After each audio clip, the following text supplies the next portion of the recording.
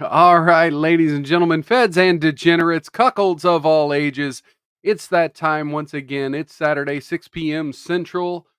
I am your host, Mild Kevin Miles, and we have an interesting show for you today. It is March 30th, 2024. And wow, what a week in the news. What a week in the news. We start the show off as we always do with a little bit of whiskey. I'm going to try finishing off the Yellowstone today. Let me see how much I can get poured here out of this tiny bit that's left. So yeah, I we drink a little whiskey, and if you're in the chat, come on in and say hello. Oh, that was the perfect amount for one drink. That is the perfect amount for one drink. Come on in the chat and say hello. I will give you a toast and a shout out and show your message on the screen as we do every week, twice a week here on Miles Culture Plate. Yeah, drinking the Yellowstone Select bourbon whiskey. But now this bottle's gone, being filed in the garbage can. All right. Got a little couple drips on the desk. That's not good. Okay, so yeah, come on in, say hello in the chat, as Sanglant86 over on Rumble did. He said, just a reminder, Ray Epps is a Fed. Yeah, I'll drink to that. Cheers, brother. Yep. Okay. Yeah, we've got all kinds of Fed stuff. Speaking of Fed stuff and things like that, Terminator is here. We have Terminator here. Let's check this out from the AP.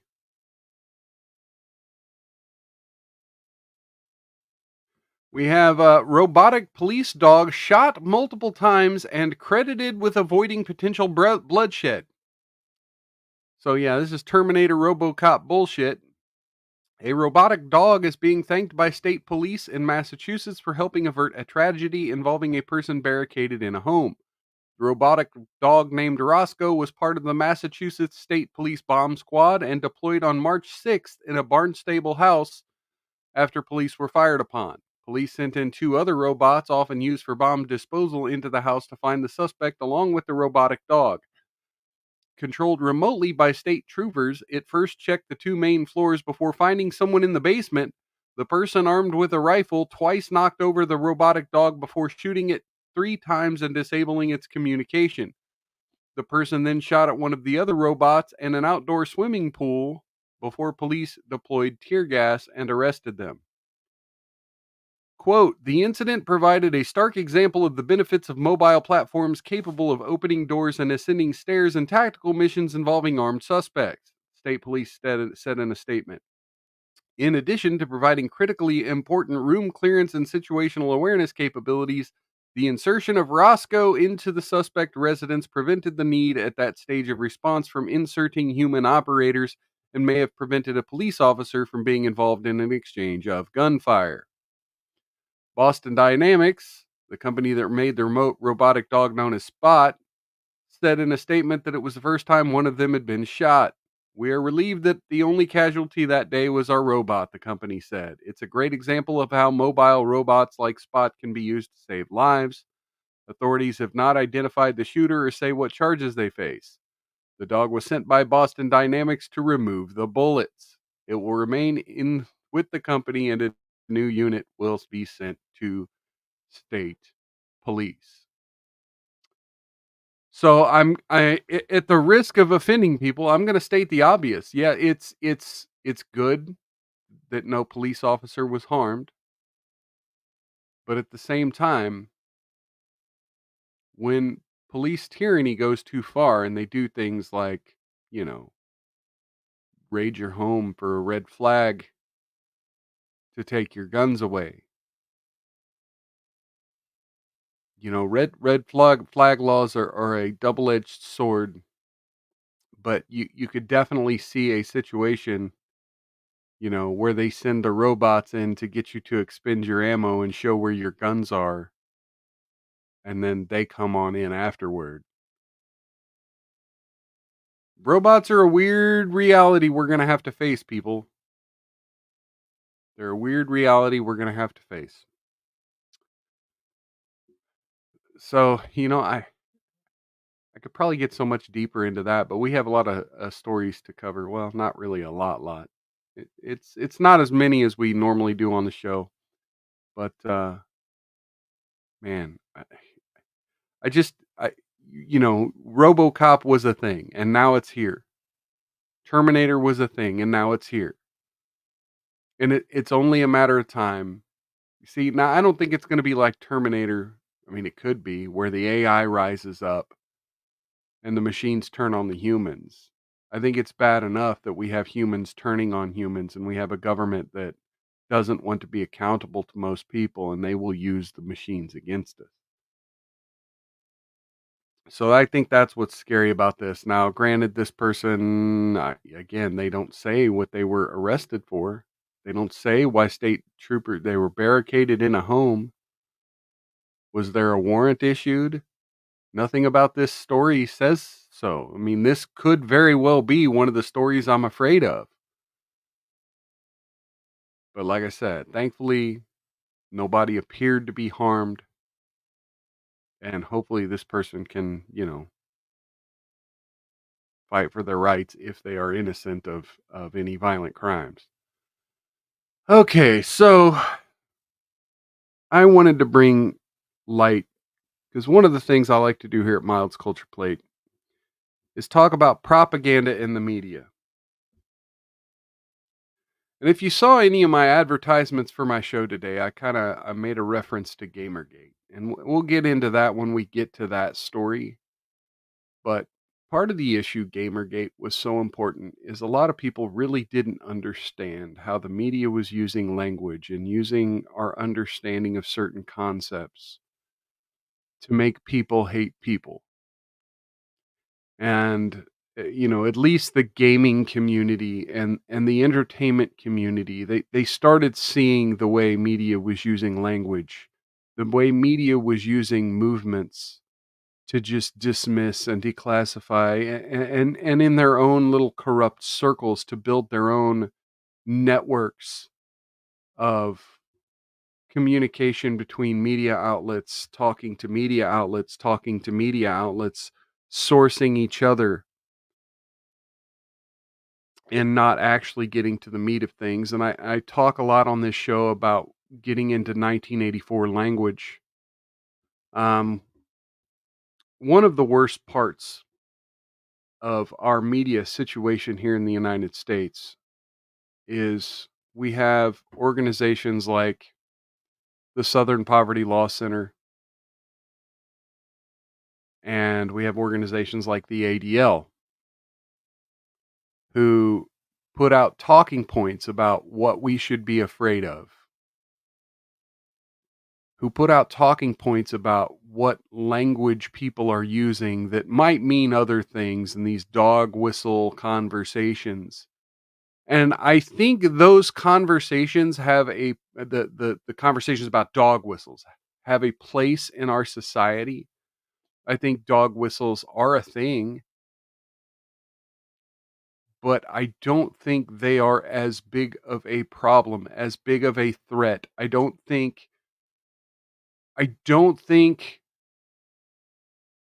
hunting Twitter for every time a certain phrase gets used and then saying you're a racist for using it or you're violent extremist for using it has much place in our society. As such, the ADL this week has added to its glossary of extremism the term 100%. 100% is shorthand among white supremacists for 100% white, according to the ADL. So if you're tweeting the emoji 100, you're saying 100%, the ADL wants people to be aware that you may or may not be tweeting white supremacist propaganda. Though it is also a common for them to write out the entire phrase. Among prison populations, In such places as California, where peckerwood gangs are common, one might also see 100% peckerwood, 100% featherwood, or 100% wood. There are variations abound. Some white supremacists will refer to themselves as 101% white. Occasionally, the percentage 123% appears, which also means 100% white, as the 23 refers to W, the 23rd letter of the alphabet. Some white supremacist gang members may substitute an alphanumerical equivalent, such as 112, to refer to 100% Aryan Brotherhood, or 113 to refer to as 100% Aryan Circle. And then, of course, we have pictures 123% wood, 100% white. These are tattoos, gang tattoos. Okay, but you know what? All these gang tattoos they're showing here, they say 100% white or 123% wood. They don't just shorten it to 100%. Anyway. But look, I'm having the conversation that the ADL wants to have. You know, I'm not ridiculing it at its face value. We got great liquor in the chat. Oops, did I do that? Cheers, brother. Oh no, I just toasted you for being white supremacist. Okay, so yeah, I mentioned Gamergate, and I talked about how sometimes it takes a person to really see how dirty our media is. Sometimes it takes a certain demographic to see our media in the light that they normally operate. Because for most people, the media is just the media, a news story is just a news story, and they go about their daily lives not understanding what kind of a corruption of orgy, what kind of a we call it Operation Mockingbird narrative building enterprise our mainstream media is, and how all it takes is for your name to come up in the media once with some twist they can put on it, and then one media outlet will source to the other, will source to the other, will source to the other. Well, there was an interesting story that came up this week in sports. We now have a media gate happening in sports, as LSU coach Kim Mulkey lashes out at the Washington Post and threatens legal action. Once again from the Associated Press. And you know what? Fuck the Associated Press. We'll listen to the woman's words out of her own fucking mouth. Let's do that instead. Let's do this. Okay, so this is from the New York Post on YouTube.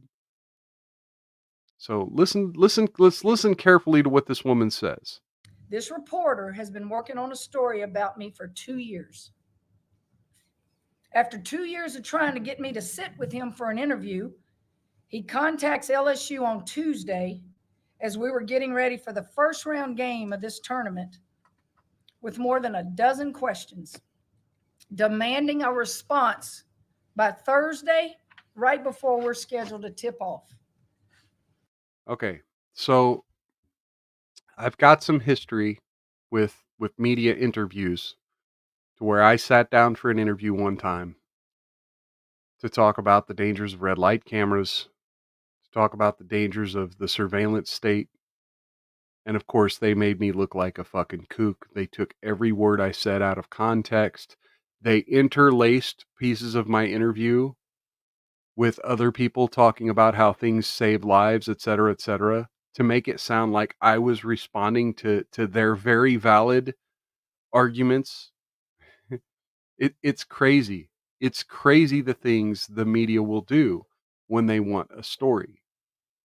Now, as she's saying, they sat down, they wanted her to sit down with an interview right before fucking tip off with a list of several questions that she was unable to have time to address because she had a national tournament to participate in. Now let's hear what else this reporter did.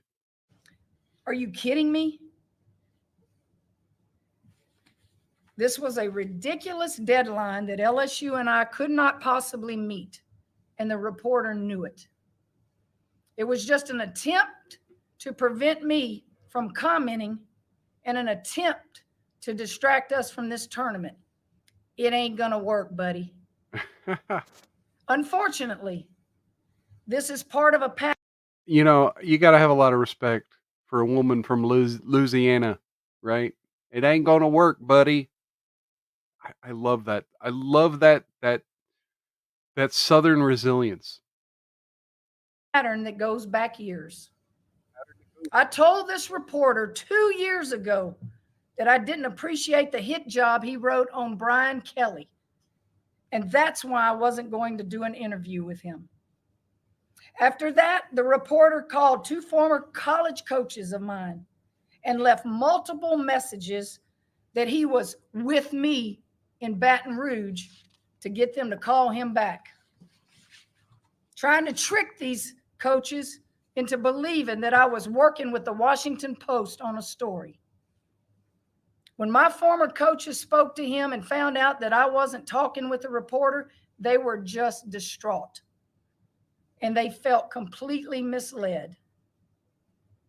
Former players have told me that the Washington Post has contacted them and offered to let them be anonymous in a story if they'll say negative things about me. Wow. The Washington Post has called former disgruntled players to get negative quotes to include in their story. They're ignoring the 40 plus years of positive stories that people or they have heard from people about me.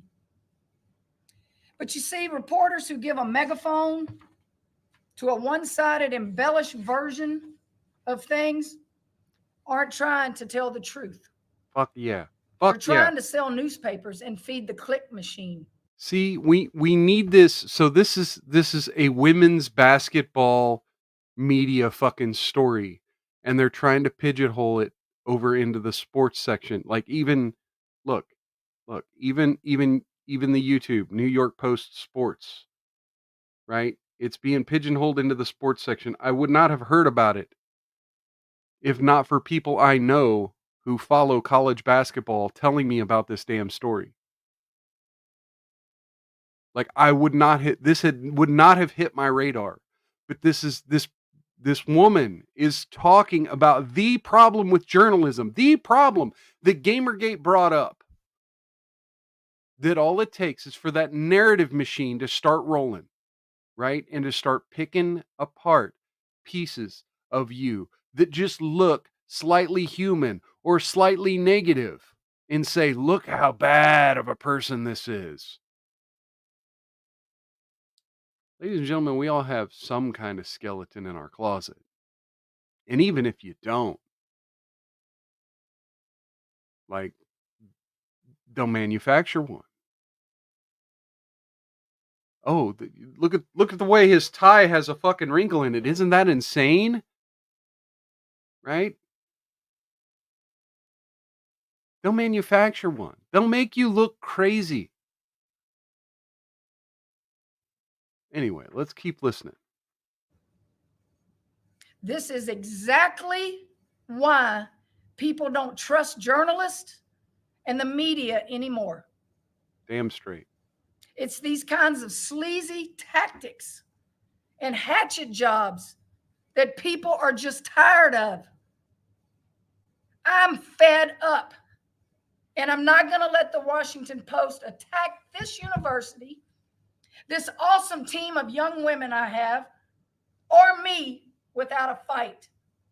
I've hired the best defamation law firm in the country. There you go. And I will sue go the get Washington Post Go get if they publish a false story about me. Not many people are in a position. Jeff Bezos, you better fucking rein in your journalists. But I am. And I'll do it. That's all I'm going to say about this right now. And now I'm going to get back to talking about my basketball team and winning this game tomorrow. Shout out to LSU.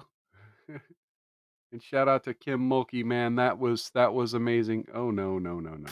No, no, no, no. Go away. Stop sharing. Okay. Wow, you love to see it. You fucking love to see it, right? A Southern woman not taking the media's bullshit.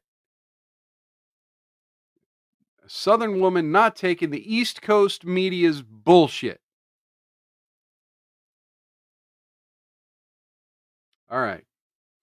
So now let's get to our top story of the day. This has been going viral for well over 24 hours, and I went to CNN to get their take. Republicans slammed Joe Biden for proclaiming the Transgender Day of Visibility on Easter, even though it's yearly observed on March 31st. Okay. Okay, but who said it has to be? Who said it has to be?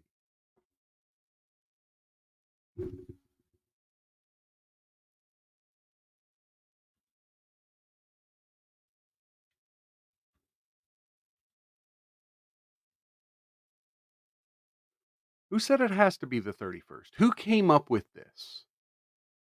Right? Is March 31st some sacred day in the LGBTQIA MSNBC plus community? Two? I forgot the two in there somewhere. LGBTQ2IA whatever plus community. Is March 31st that fucking sacred to you people? Right? Or did you just pick an open date on the calendar several years ago, put a fucking pin in it and say, well, that's ours now? And not think about whether or not there's a really fucking important holiday that might show up on a Sunday that other people might want to partake in.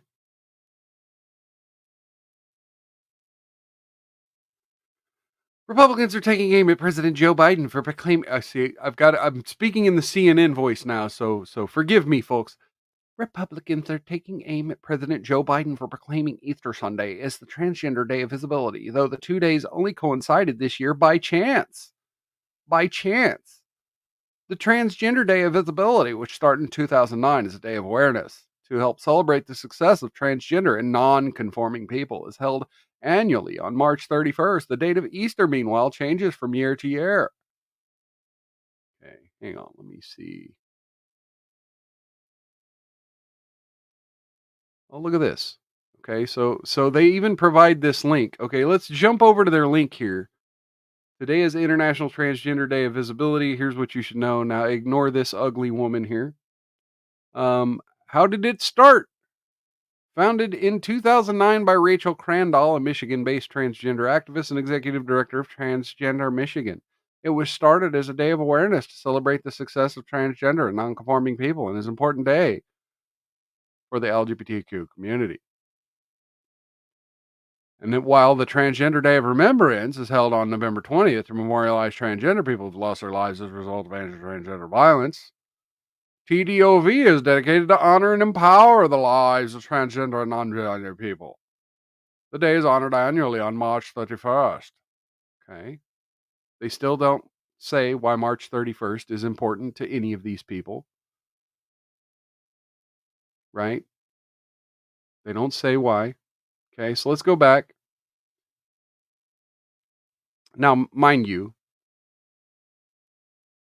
Easter changes year to year. Let's look up why is Easter. Okay.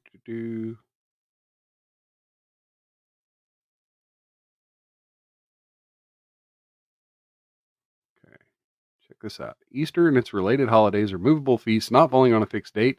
This date is computed based on a lunisolar calendar, similar to the Hebrew calendar. The First Council of Nicaea established only two rules, namely independence from the Hebrew calendar and worldwide uniformity.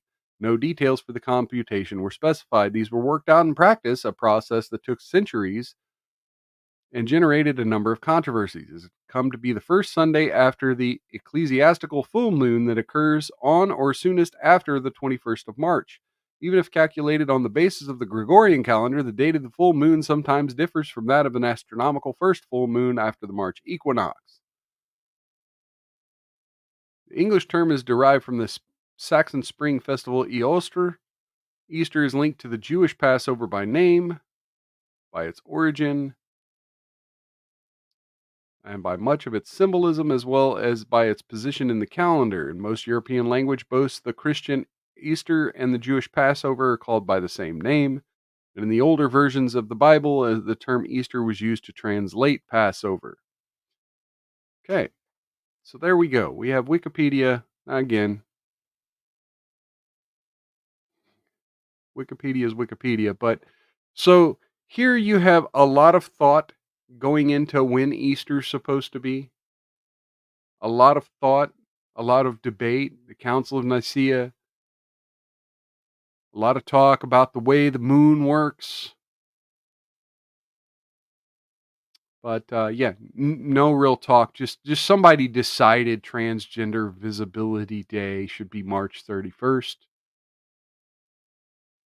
Okay, so let's go back to this. It is appalling that Joe Biden's Okay, so it says Republicans have seized on Joe Biden's proclamation to attack the president. It is appalling and insulting that Joe Biden's White House formally proclaimed Easter Sunday as Trans Day of Visibility. Former President Donald Trump's campaign said earlier in a statement. Okay, I guess I should have did that opposite. House Speaker Mike Johnson said the Biden administration had betrayed the central tenet of Easter in a post on X. The American people are taking note. White House spokesperson Andrew Bates said in a statement on Saturday, as a Christian who celebrates Easter with family, President Biden stands for bringing people together and upholding dignity and freedoms of every American. Sadly, it is unsurprising politicians are seeking to divide and weaken our country with its cruel, hateful, and dishonest rhetoric. President Biden will never abuse his faith for political purposes or profit, Bates said. In this year's presidential proclamation, Biden said the Transgender Day of Visibility honors the extraordinary courage and contribution of transgender Americans. Okay, I'm not going to read the rest of this shit because it's all bullshit. Because here's the thing, right? Here's the thing that CNN's fucking missing, right? Here's the fucking thing that CNN's not talking about. Okay. So you put out a press release. Are you putting out a press release for the Christians? Let's see. Let's see. White House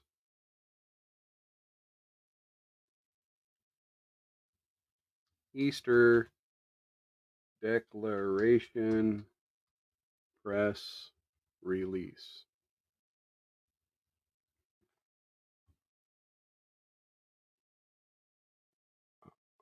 What the hell? I misspelled declaration. Hang on. Okay, statement from Joe Biden on Easter. Okay, so, no, that was last year. That was last year. Okay, so here we go. I was actually going to cover this in a story next, but fuck it. Let's do this. Okay, White House announces theme and activities for the 2024 Easter roll. Today, the White House announced a full program of activities for the White House Easter egg roll. So, yeah, nothing about Jesus. Nothing about Jesus. Here, let's just do Control F, Christ, 0. Control F, Jesus. Control F. Well, if it doesn't have Christ, it's not going to have Christian. God? Nope, no God. Okay. So, we need to make sure that the transgenders get recognized, but Easter's all about eggs. Now, let me do this. Nope. Okay.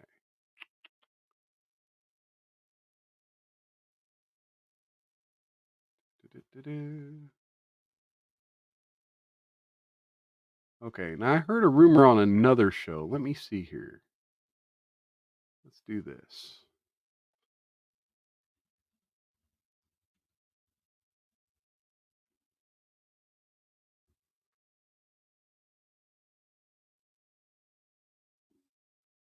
Okay, this is from Fox News via Microsoft.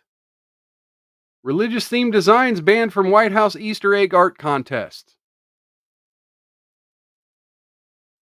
Children of the National Guard are prohibited from submitting religious Easter egg designs for the 2024 Celebrating National Guard Families art event at the White House. Okay, so this isn't the Easter egg roll. This is a different Easter egg event at the White House. So, yeah, we're having multiple celebrations of eggs, but no celebrations of Jesus Christ.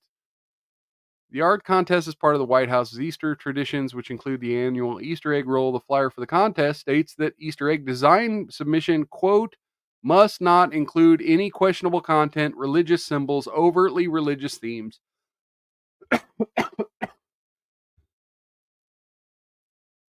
or partisan political statements. Okay.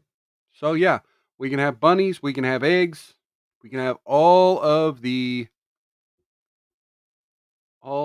celebration of fertility, all of the pagans symbols of fertility that we want, but no Jesus Christ in Easter. Well, okay, so just real quick, I'm not going to touch so much on this, but just to check in over the Key Bridge in Baltimore. Crews carefully start removing first piece of twisted steel from collapsed Baltimore Bridge. So now it's about getting rid of the debris. They've kind of given up on searching for the four remaining missing workers. Okay. So we had four presidents in New York City the other day. Three of them were there for a fancy, expensive Democrat fundraiser. But Donald J. Trump attended the wake of slain New York City police officer Jonathan Dillard. And then on Friday afternoon, they held his funeral, at which slain officer Jonathan Dillard's family told Kathy Hochul she, quote, had his blood on her hands. It's from the New York Post. Family member of slain NYPD officer Jonathan Dillard let Kathy Hochul, quote, have it when she stopped by the wake Friday afternoon, telling her his blood is on your hands, a source told the Post. The family member was going crazy on her, the source said. He said, we don't want you here. You're not wanted here. You have blood on your hands. If you want to do something, change the bail laws, the source continued. Dillard, 31, was shot dead in Queens on Monday evening. Both suspects in the incident have long rap sheets and did time in prison. The tragic killing spurred renewed calls for Albany to clamp down on bail reform, which many in law enforcement blame for recidivist crimes. Hochul and Attorney General Letitia James were both denied requests to speak at the Saturday morning service, Fox News' Brian Kilmeade reported. How completely out of touch and disrespectful. It's about them when you make it that kind of request. It really should be about the family, former Representative Lee Zeldin told Fox. Hochul tried to mend fences Saturday by lowering flags on state buildings to half staff on the day of his funeral. His heroism and dedication to New York will be protecting New Yorkers will never be forgotten, she wrote on X. She's not expected to attend Saturday's service, but Mayor Eric Adams is set to deliver remarks. New Yorkers are fed up with perceived soft on crime policies that have gotten through under Hochul's watch, Zeldin insisted. New Yorkers are hitting their breaking point and are about to flee. And the people who are in charge, these elected officials, aren't actually making life in New York any better, he said. So, yeah, we now have a police officer's funeral has become a political football. Meanwhile, you have other police officers who are not heroes Also of the NYPD, ex-NYPD cop who allegedly hawked fentanyl while on duty has now been indicted on drug charges. Grace Rosa Baez, who was arrested along with Cesar Martinez of Yonkers, they were charged with conspiracy to distribute narcotics and distribution of narcotics. U.S. Attorney, Southern District of New York, Damian Williams says Baez, 37, and Martinez, 42, allegedly tried to sell the narcotics to a federal informant between October 9th and 19th, according to the indictment, which was filed March 20th in federal court. Guys, get you some. Get you some before she's going to be a mug shotty. Both defendants entered not guilty pleas. Baez gave the informant a sample. What she said was top quality fentanyl in a Mentos candy container, officials said.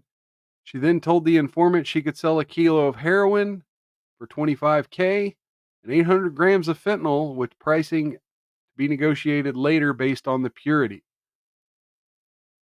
Baez, who'd been a cop since 2012, allegedly had multiple meetings with the informant. Baez, who once sung praises of being in an NYPD cop, quit the NYPD after she was busted and is currently under house arrest with an electronic monitoring device, being held without bail. Without bail. Without bail. Look, she should have just murdered someone. Then she might, she might get no cash bail, right? Because that's the way they do it in New York, in the NYC. Okay, so we're gonna switch gears just a little bit to some different type of news. I want to before I do, let's bring this down. Before I do, let me just say this next news story I knew absolutely nothing about. I don't follow a lot of reality television, and the little bit that I do, like I still don't pay real close attention. So when this story came up, I had a million fucking questions. I've seen these girls in memes for years. And I thought, it's like, it's a meme, right? Conjoined people exist. I'm not trying to be ableist, as the left would say. Differently abled people exist. But man, so was it Abby Hensel part of a conjoined unit person with two heads? People with two heads, conjoined peoples. I don't know the correct language to use here. I'm sorry. I don't intend to offend. I don't intend to be ableist. But this unit, these twins, these people, their entire reality is probably whoever watched their reality show. I guess they had a reality show for years. Probably understand way more than I do. But I saw this how one of the I guess they share a body. I don't know how much of the nervous system they share. I don't know how much they are able to uniquely, independently move certain body parts and feel certain body parts. Like if you pinch one arm, do both of them feel it? I'm not sure. I'm sure people who watch the dang reality show might know more than I do. But yeah, Abby got married.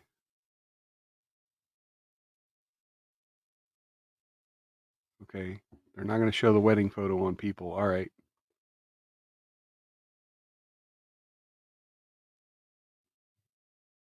Okay, here we go. Profile photo. Oh, it's taking me to Facebook. No, I'm not showing you on Facebook. Okay, anyway, I had a million questions about this because it's like, okay, so and I hate using the term one head, but one half One mind here, one emotional mind is marrying this man, but yet they share a body, they share an existence. Now I'm assuming the other person, the other head, the other person, the other mental consciousness has to consent, right? There has to be some consent here. It's fascinating. I'm gonna have to dig more into this story and find out exactly what's going on. What the hell? Okay, got some interesting comments over on X. Cheers, brother, over there. My old high school buddy, best friend through most of my life, commenting over there on X.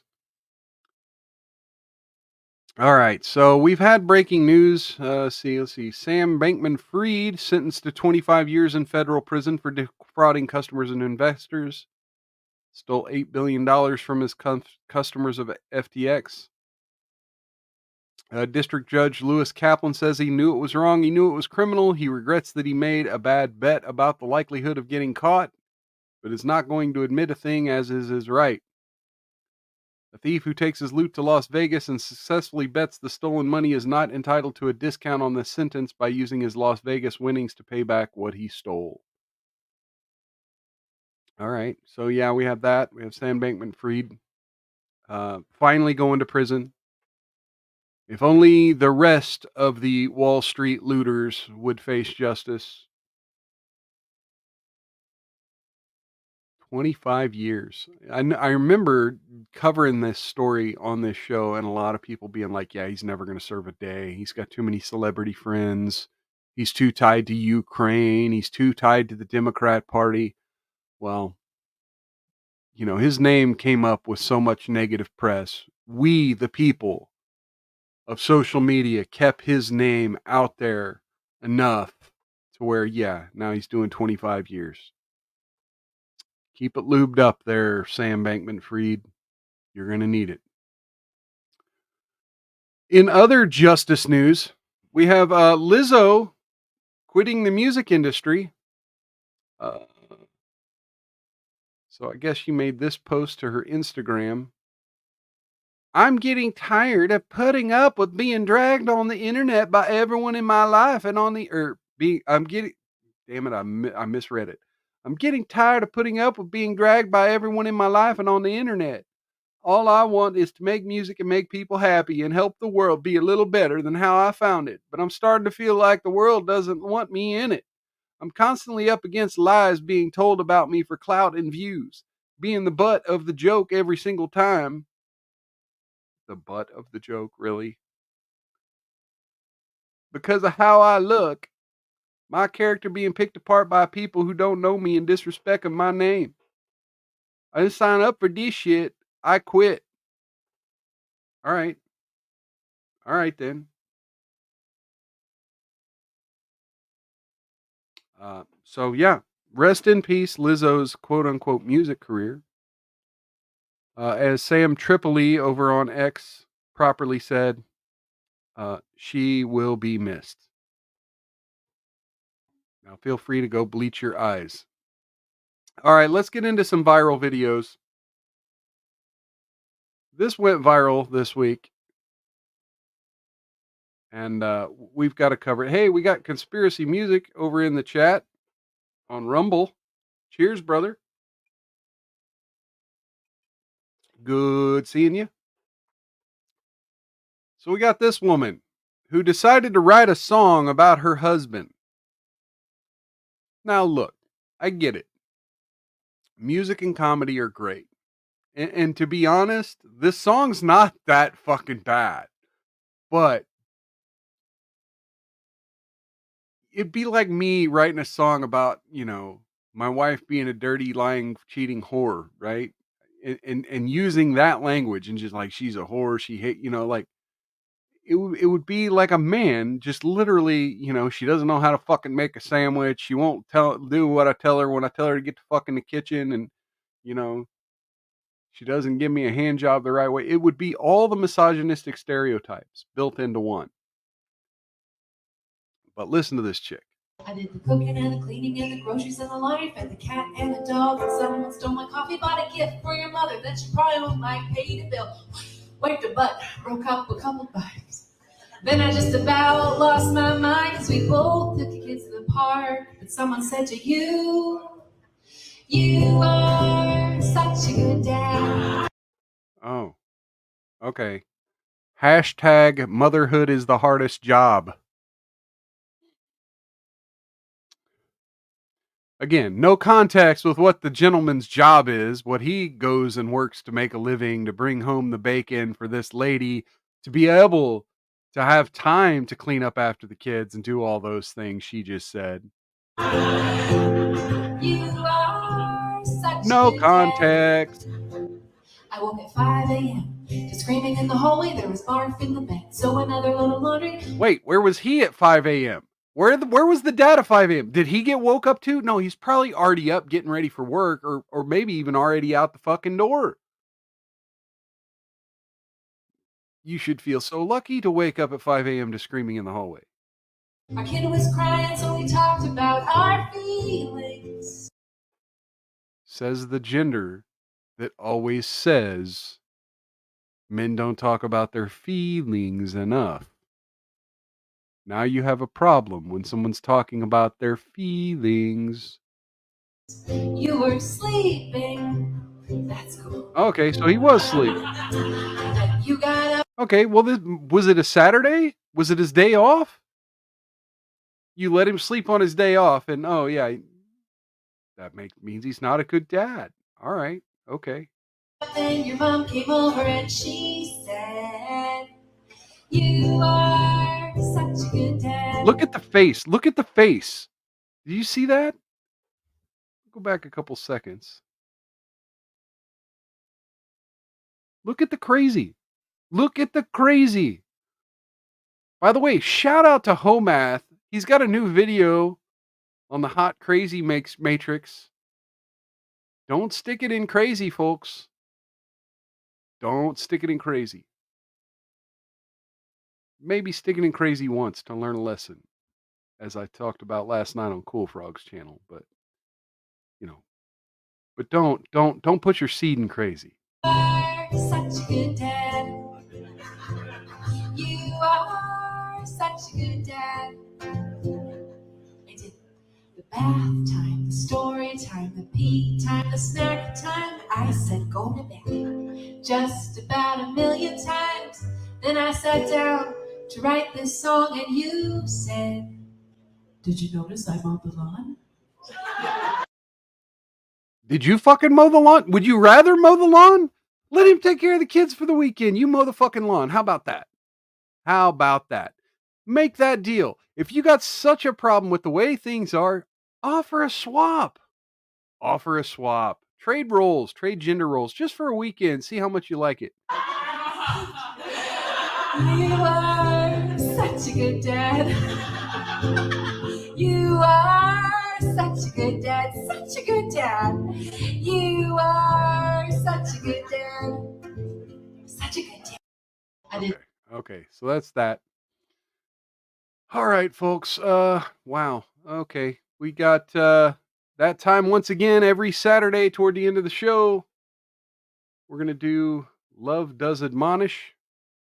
And I figured I'd get something a little related to the holiday, since this is a holiday weekend, folks. By the way, happy Easter. Christ is King. Please take a moment to celebrate the resurrection of the Lord and Savior Jesus Christ. And look, if you're atheist or not religious, please understand. I say that as someone who's not super Christian myself, but there's an idea that the idea of the empty tomb means there's more to our life than suffering. And in a year where we are constantly seeing suffering on every channel, every YouTube channel, every Facebook post, you don't have to be religious to understand that there are a lot of people in this country who need to celebrate, who need to understand that suffering isn't eternal. He isn't dancing at Yellowstone. I'm drinking Yellowstone. Okay, so here we have it. This is probably going to get me ranting here. My husband transitioned, and the church restricted us. Love, don't judge. So let me bring down the overlay and put up the logo there. All right. This is Alyssa. She fell in love with Andrea. And Andre, When they started dating, Alyssa was a cisgendered man known as Kevin. that's a slur. That's a slur. Cisgendered, there's no such thing. Early in their relationship, Alyssa revealed that she had a secret. Kevin told me in the beginning, before we were married, that she liked more feminine things. Wait a minute. I gotta go back. Andrea Hang has on. Wait a accepted minute. Alyssa Wait a for minute. Wait a minute. who Wait, I gotta she go back. Kevin told me in the Alyssa revealed that she had a secret. Kevin told me in the beginning. Did she just dead name her own fucking wife? Did she just dead name her own fucking quote unquote wife? I swear she just called him Kevin, which, god damn it. Pardon my language. As I'm, talking about holy shit and then I blaspheme. Forgive me. Yeah, I mean, my name's Kevin. This person's name is Alyssa. This is the one time I will recognize someone's preferred pronoun. This is Alyssa now. This is not a Kevin. Before we were married, that she liked more feminine things. Although Andrea has accepted Alyssa for who she is, not everyone agrees with her choices. Doesn't sound like it if We she's came dead out naming you. publicly to the world on social media. Most of the comments are about hell and God. And it's not that we left the church left us. And today, The church left you. Imagine the gall. Imagine the gall. Alyssa will introduce herself to a close friend for the very first time. I'm anxious a little bit. Is going to be important. Steven! Oh, jeez. Good morning. Wait, what? I'm Kevin, and this is my beautiful wife, Wait, Andrea. what? And for 26 Wait a minute. No.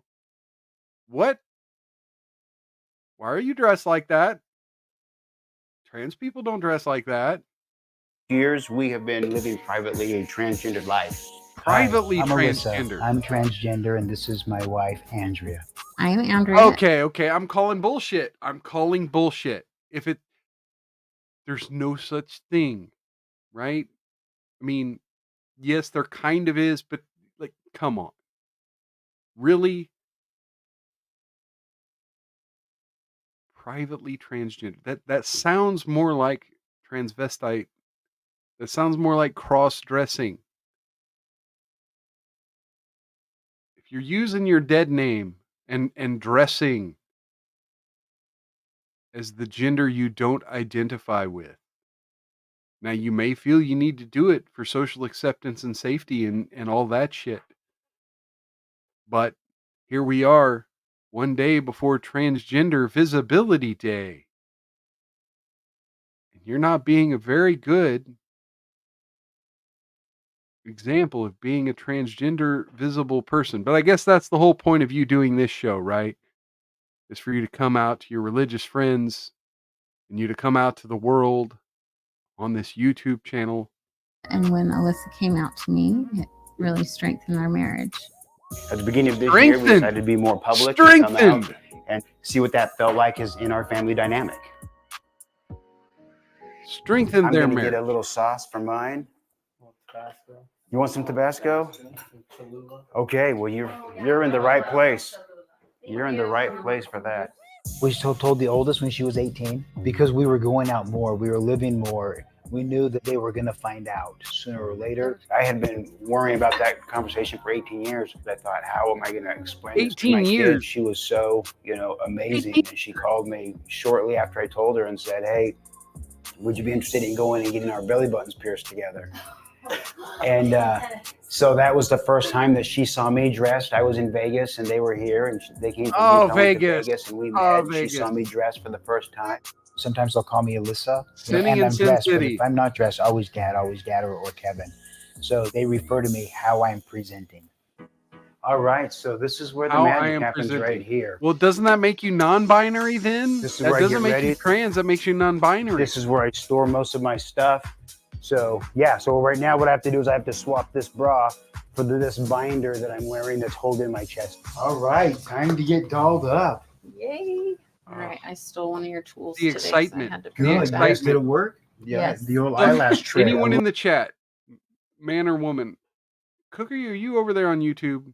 Please let me know in the chat or in the comments. Do you get this excited to put on clothes ever? Love that we're doing the same tricks, babe. I was Oh, introduced. hang on. We got Salty saying, turn to God. Welcome and cheers, brother. Good seeing you over on Rumble. As always. To Alyssa through my best friend who married Alyssa's brother. I think that there was some chemistry right out of the gates. Kevin told me in the beginning, before we were married, that she liked more feminine things and she was more attracted to that way of thinking. I really didn't have. Again, still with the dead naming, but yet still using she pronouns. That's fucking weird. You notice this woman's not using the word Alyssa. She's calling him Kevin.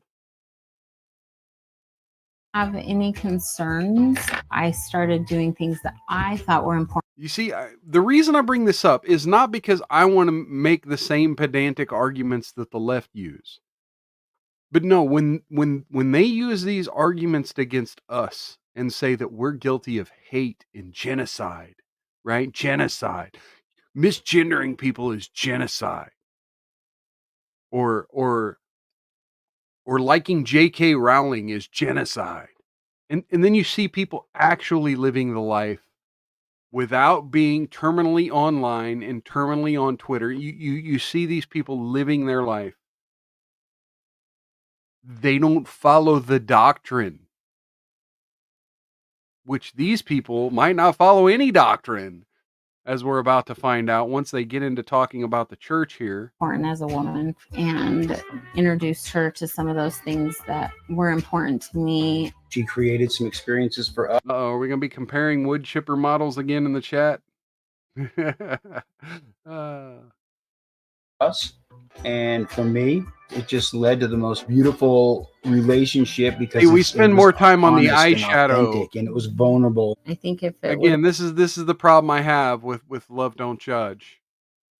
This YouTube channel, Love Don't Judge. This is the problem I have with it. They spend more time with this person talking about their eyeshadow, and the whole title is about how the church restricted them, and we're not getting much about the church. Anyway, I keep pausing this. We're already past the hour mark. would have been like nowadays when people come out and say, okay, babe, we've been married for 20 some years and I want to be a girl. I think it would be harder for me How that did I way get because here? I was able to basically go through the whole transition with her. Now we can share clothes, we share makeup. Alyssa was able to help me see that it doesn't matter. Just no, Salty saying, I think no, we can't call it that because that would imply that we're seeing two women. if you feel okay, if you feel beautiful, do it. When I look in the mirror and I see Kevin, I'm just like, that's just not honest. You will see the transformation. You'll see the glow in her eyes that is not as present with Kevin. Yeah, you see the glow in quote unquote her eyes because it's the would you fuck me? I'd fuck me. That's what it is. It's literally getting off on yourself. It's masturbatory. Oh, you look so cute. I love it. You know, they talk about gender dysphoria and euphoria, and I definitely think both things exist, right? I think there's a certain level of that. But at some point, if you've been living your life for 18 years like this, I think keeping it hidden for that long, right? And not, I mean, again, maybe I'm modern America biased, right? This person maybe hasn't felt safe to come out before. But I mean, there's something about this of, look, I grew my hair long, right? I got long hair. I've had a couple people tell me, "Oh, I saw you from behind, thought you were a chick." I don't know how. I don't really have an ass, but okay. At least grow your fucking hair out. Men are allowed to have long hair. Why are you wearing a wig? You know, at least take steps to be ambiguous. Wait, hangs out with the kids nude. Who said that? Aw, so cute. I love you. I I love missed you. something? Hi, everyone. We did a live tonight, and I got several questions that I answered several times, but the question just got asked Yeah, all these people are even fucking more times. So I TikTokers just want on to this go on show. and kind of reiterate the answers. We came out publicly to the world on social media this year. Well, we live stream twice a week. Well, most of the comments are based on religion. The truth is, we don't get a ton of bad comments that are not about hell and God and some scripture and whatever. No, else. I So read the comments while we're live, and there's a lot. I'm talking about the mean, like full on. If you go in the bathroom, you'll Oh, come yeah. out in a body bag. yeah. Those I like to scroll past. Don't you feel like a lot of the Oh, negative wow. comments though are more like, don't go in the bathrooms, we want my daughter safe, you have no right in sports, you know? I mean, Yeah. some of those things are real concerns, and those are the things that we need to address. They're legitimate questions, and Okay. we just need to answer them. We were Wow. both raised in All the right. church, and the church has played a very significant part in our lives. It's not that we left the church left us. One morning we woke up and there was new doctrine that said, if you are in this community, if you're transgender, then you will have restricted membership. So there'll be those ceremonies, the temple, there'll be rights and privileges and places that you no longer have access to. And all of a sudden faith wasn't enough. Same with me, because I support Alyssa. Yeah, you can't even. Okay, but I mean, God, see, it's crazy because you sound so open-minded.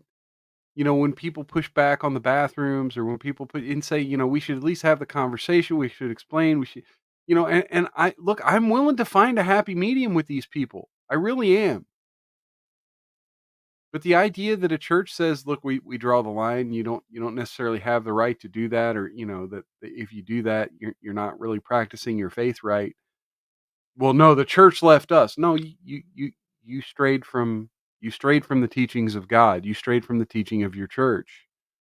And for your church to not make a comment when you're sitting there amongst your fellow worshipers dressed like that, or with everyone knowing that you dress like that in your private life. Now, granted, I don't think the church should be super involved in what you do privately, but you've went public. I don't have Support. any of those rights anymore. It was kind of hard for me because Again, they keep using the word rights. Your privileges at a church, the things that the church does for you, that none of that's a right. I mean, yeah, you have a right to your religion. You have a First Amendment right. You have a right to practice your faith in God, however you believe. But you don't have a right to practice it in a church ran by other people. It's not a right. It's a privilege. I thought, well, aren't we taught to Yes, love thy yes, neighbor? they're blaspheming. Well, I'm supporting my spouse, and because of Okay. Oh my God. Okay, so this is a week. This is a week when everybody's been talking about the topic we talked about earlier with Easter. And everybody's been talking about the Andrew Clavin thing. And I've been watching some of the videos by a hypocrite. And he kind of laid it out that the problem with Americans and their interpretation of the Bible is, again, so many of them think the Bible stops at love thy neighbor, right? Love thy neighbor and treat others as you would want to be treated, and then no more Bible, right? That's it. That's that, case closed. No, the Bible is way deeper than that. The Bible is way more morally judgmental of that. And so again, this program, Love Don't Judge, to not judge is to not understand the Bible. And again, I'm not a super Christian. As I've said, I'm not trying to turn anyone off who may be an atheist or agnostic or whatever out there, or Muslim or Jew or whatever religion, Hindu. I'm not trying to turn you off. I'm just having a conversation about the Western focus on religion, right? And the Western contradictions when we have these conversations about religion. And so, yeah, you have these doctrines in every religion. And so when you have these people in society who just spout things off with an ignorance. Yeah. Salty saying. People always want to talk about God's love, but they forget about his wrath. And here's the thing. The wrath is an uncomfortable conversation, right? Because we want to believe we have Jesus loves us, etc. And there's some truth to that. That the whole the Super Bowl ad, Jesus washed feet. We had the Pope washing and kissing people's feet this week. I should have covered that earlier on the show, but now you know. Go look it up on X. The Pope washed people's feet this week. There's something to that, but understand that even religion is a two-sided coin. In order to feel the blessings of love and togetherness, you have to follow a path of faith. You have to follow a path of righteousness. That doesn't mean you have to be perfect. But where you're not perfect, you have to atone and ask for forgiveness. This idea of love thy neighbor. Well, how does that work for the New Yorkers who are getting punched in the face and stabbed? How's that working out for them? How does that work for everyone in these big cities who have to worry about their safety in life? Jesus also said, he who does not have a sword must sell his cloak and buy one. Being a Christian isn't being stupid and letting people walk all over you. Being a Christian, oh man. Being a Christian isn't just a fucking a hippie orgy. And that's the problem. These pagan rituals have infiltrated what people believe is a Christian faith.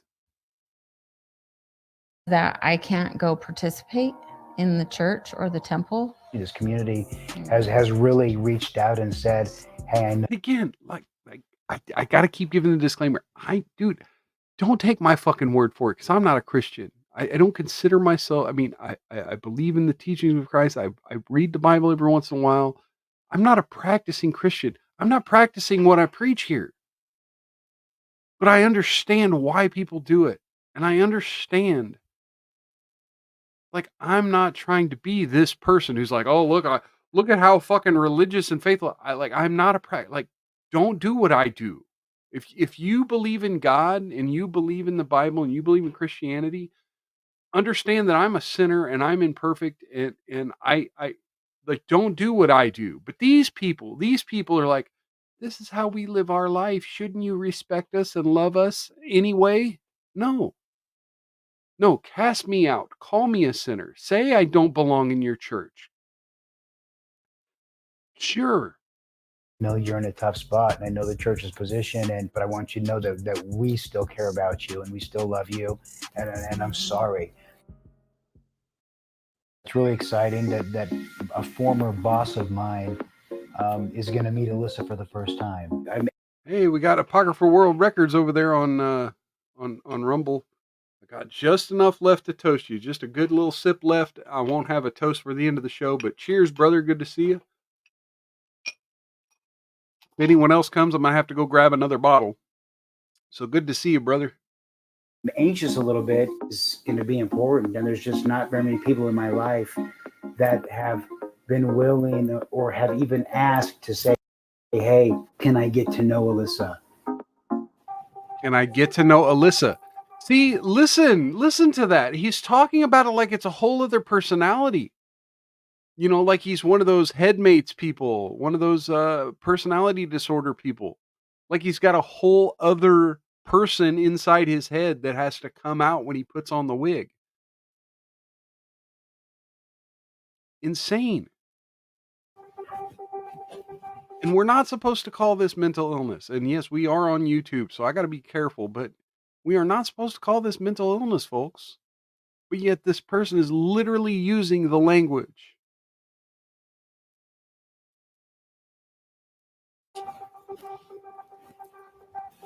Stephen, Hey. Oh, how are you? of course they're doing it over Zoom. Can you believe Well, this? how are you doing?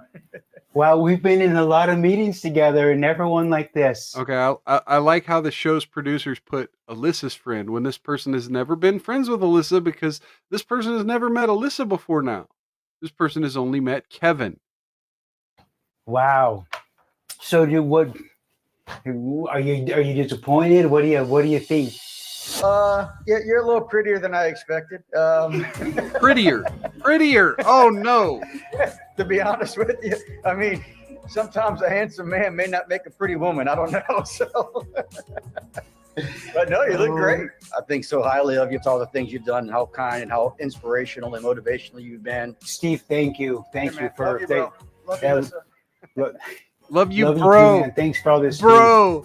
Oh Today no. was really sweet. It made me feel a lot more confident just moving forward. I know I'm surrounded with the right Misgendered people. by the You friend. Good family around makes me They're like their mama. emotional, but proud and happy that we have such good kids. They're seeing their moms. Good kids. He's surrounded by estrogen and couldn't help but absorb some. Attitude and their mom's love and their mom's loyalty, and they're just following your footsteps. They're amazing, babe. Thank you. Oh yeah. See, again, surrounded by estrogen just like the Kardashians, and you saw how that turned out. Okay. All right. Let's bring that down. Okay. Oh no, go away. It's auto playing one we've already seen before. All right. Oh, folks, that's the show for tonight. I would like to welcome everybody and they say thank you for coming. As always, you know, having people in the chat, having feedback, and people talking about, you know, the things I dig up on the internet is always a fun time. Please come back next Wednesday, 6 p.m. Central. Just a few days away here. And as always, this is what happens every time. I log off on Saturday and then I see like 9 stories that would have been awesome for this show. And then, of course, by Wednesday, they're going to be old news. And I just don't have time to do another show between now and then. So do me a favor, click that like button. If you're new here, if anyone's new here, please watch a second video and maybe try to share this on to someone on another platform. Share this to a different audience who maybe don't know I exist. The algorithms really love that cross platform sharing, and they really love watching a second video if you're a newbie. Let's see here. Click down in the description are links to all my social media and other video platforms. Don't worry about the Twitch for now because I don't know if I'm going to be going back to Twitch now that they've killed the watch party feature. I might be doing some gaming in the future, but I have another Rumble channel for that. We can talk about that at some other time. But yeah.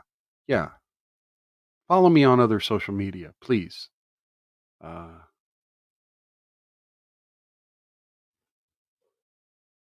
See. Oh, yeah. Okay. Look how many men the Kardashians have destroyed, and that's who American elevates. Isn't that how life works all the way around? And then Apocryphal World Record says attention, attention, attention seeking. Okay. All right. Mild as a Twitch note. No, I'm not. I've literally only done a couple video game streams and a couple watch parties on Twitch. Anywho, so yeah, that was the show for today. As always, take care of yourselves. Take care of one another. Outlast the haters. Don't get any on you. And if you do, rub that shit in real good. I'll catch y'all Wednesday. In the meantime, peace.